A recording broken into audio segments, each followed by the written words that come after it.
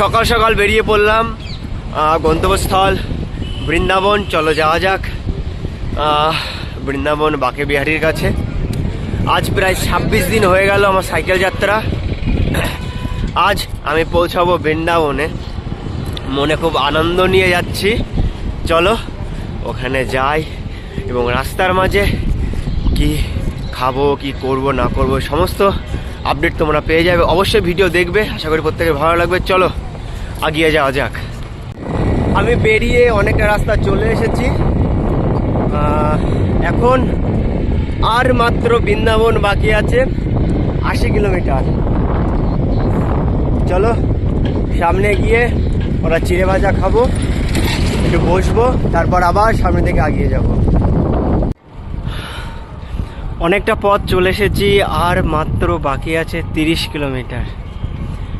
আর ভেবেছিলাম রান্না করব, তারপর ভাবলাম একবারে বৃন্দাবনে গিয়েই খাবো। চলো দেখা যাক। আর 2 ঘন্টা 2.5 ঘন্টা মতো লাগবে, পৌঁছে যাব বৃন্দাবন।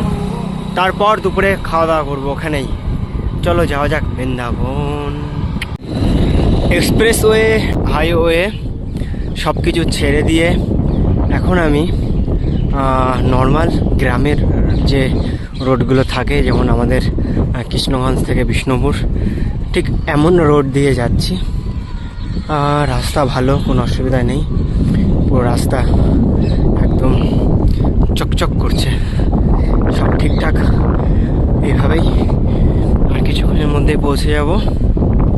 আবার রাস্তায় পৌঁছে গেছি, দেখতে পাচ্ছ যত গাড়ি যাচ্ছে সব বৃন্দাবন বৃন্দাবন বৃন্দাবন, সব গাড়ি বৃন্দাবন। বৃন্দাবন থেকে আর আমি মাত্র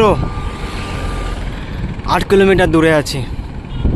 তো ওখানে যে কোনো একটা জায়গায় গিয়ে বসবো কোনো মন্দিরে, তারপর ওখানে খাওয়া দাওয়া করব, তারপর অন্য কি ব্যবস্থা নেওয়া যায় দেখবো। সকাল থেকে এখনো কিছু খাইনি, প্রায় 3টে বেজে গেল।